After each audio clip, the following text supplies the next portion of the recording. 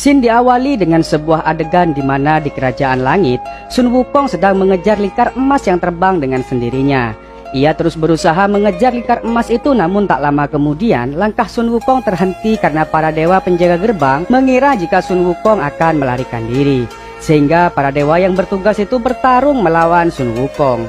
Namun tak semudah yang dibayangkan untuk menangkap Wukong, pertarungan sengit di antara mereka pun tak terhindarkan.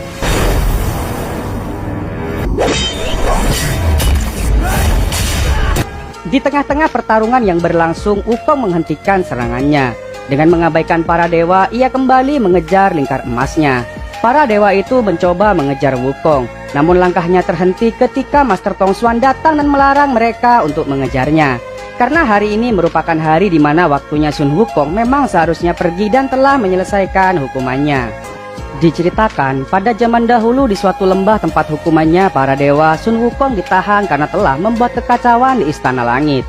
Kaisar Langit memerintahkan kepada Master Tong Xuan dan muridnya yang bernama Dewi agar mendidik Wukong dan merawatnya selama masa tahanan. Dewi selalu memberi makan Sun Wukong selama masa tahanan berlangsung, dan diketahui pula jika Dewi merupakan perempuan bisu. Tak lama kemudian Master Tong Xuan memberikan lingkar emas reinkarnasi kepada Wukong. Lingkar emas ini juga merupakan senjata para dewa, dan jika Wukong mengenakannya maka semua kekuatan yang ia miliki sepenuhnya akan kembali. Setelah lingkar emas itu terpasang, Wukong kini berubah menjadi Raja Kerasakti dan memiliki kekuatan yang sangat besar. Namun entah kenapa tak lama lingkar emas itu lepas dengan sendirinya. Sun Wukong terus mengejar kemana lingkar emas itu pergi, yang tak lain lingkar emas itu menuju ke lembah reinkarnasi. Sun Wukong hendak menyusulnya, namun belum sampai ia pergi, Dewi yang selalu memberinya makan datang menemuinya. Dan untuk pertama kalinya Dewi berbicara kepada Wukong, di mana ia menyampaikan jika Sun Wukong dan lingkar emas itu ditugaskan untuk membasmi para siluman di bumi. Seperti biasa kalau tidak tengil guys, bukanlah Sun Wukong. Ia tidak menjawab iya ataupun tidak, justru ia pergi ke dalam lembah tersebut. 22 tahun pun mulai berlalu. Di sebuah kota bernama Da sedang diserang oleh beberapa siluman. Kemudian salah satu pemuda yang bernama Xiao Tian sedang dihajar oleh para siluman tersebut. Kemudian datanglah seorang pendekar berbaju putih melawan para siluman yang ada. Namun justru para siluman yang menyerang kota lari terbirit-birit seakan enggan untuk bertarung. Pendekar itu bernama Li Dabo. Tian berterima kasih kepadanya karena telah membantunya, dan para warga yang tadinya bersembunyi di tempatnya masing-masing mendatangi untuk juga berterima kasih. Tidak hanya itu, para warga juga meminta kepada Li Bado untuk tinggal sementara di kotanya, karena para warga khawatir jika siluman itu akan kembali. Dan dengan senang hati pula, Dao menyetujuinya dan akan membantu para warga.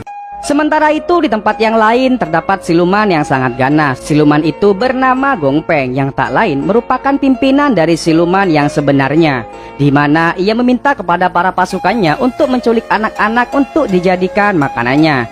Kembali ke kota, di mana Dao sedang menikmati beberapa barang berharga yang diberikan oleh warga, dan diketahui jika sebenarnya ia hanya membohongi para warga, di mana para siluman yang menyerang kota ini ternyata semua adalah saudara Dao yang memang sengaja telah ia rencanakan hanya demi mendapatkan keuntungan dari warga setempat.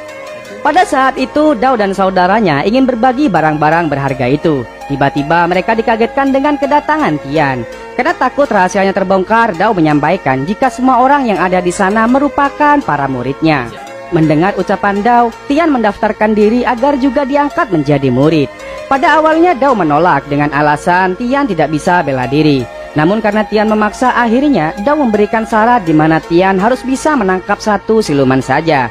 Jika syarat ini dipenuhi, maka secara otomatis Tian akan diterima menjadi muridnya. Tentu saja hal ini cukup mustahil, apalagi Tian memang tidak dibekali dengan bela diri yang baik.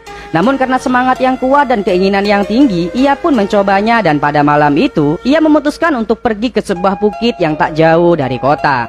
Di sisi yang lain, tepatnya di Istana Langit, Master Tong Xuan memberitahu kepada Dewi jika kini lingkaran emas itu ada di bumi dan berada di sebuah tempat. Ia dapat mengetahui keberadaannya karena lingkar emas itu selalu memancarkan aura yang sangat positif. Dan jika lingkar emas itu ada pergerakan, maka reinkarnasi dari Sun Wukong tidak akan jauh dari tempat lingkar emas itu berada. Sehingga tak perlu menunggu lama, Master Tong Xuan meminta kepada Dewi untuk turun ke bumi dan mencarinya. Sedangkan Tian yang mencari siluman untuk ia tangkap kini tiba di atas bukit mengintai Dewi yang sedang menjaga lingkar emas. Karena ada sebuah kesempatan secara diam-diam, Tian mencoba untuk melumpuhkannya dengan menggunakan batu. Namun sayangnya apa yang ia lakukan justru berbalik dan mengenai dirinya sendiri.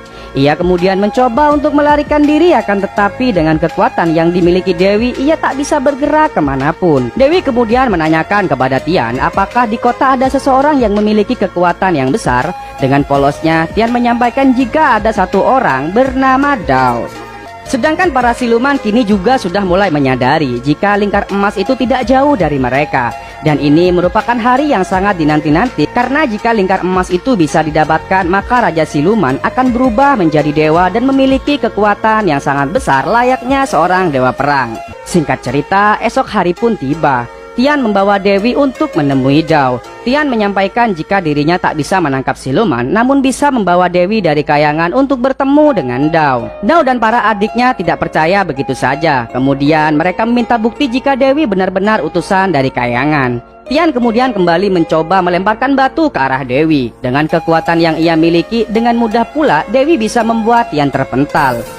Melihat kriteria yang ada pada Dao, Dewi kemudian mengajaknya untuk pergi ke bukit tempat lingkar emas itu berada. Dewi yang mengira Dao adalah reinkarnasi dari Sun Wukong meminta untuk segera mengambil lingkar emas itu.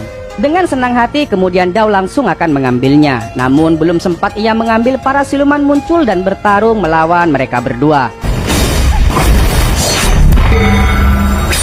Dewi mencoba untuk melawannya sendiri, sedangkan Dao diminta untuk segera mengambil lingkar emas itu. Akan tetapi ketika Dao memegangnya, tiba-tiba ia terpental dan artinya Dao bukanlah orang yang ia cari. Di sisi yang lain, Tian yang berada di bukit tiba-tiba terseret oleh awan hitam dan masuk ke dalam goa. Dan secara tiba-tiba pula lingkar emas itu ada di tangan Tian. Dan dari sini diketahui jika reinkarnasi dari Sun Wukong dari masa lalu adalah Tian, guys.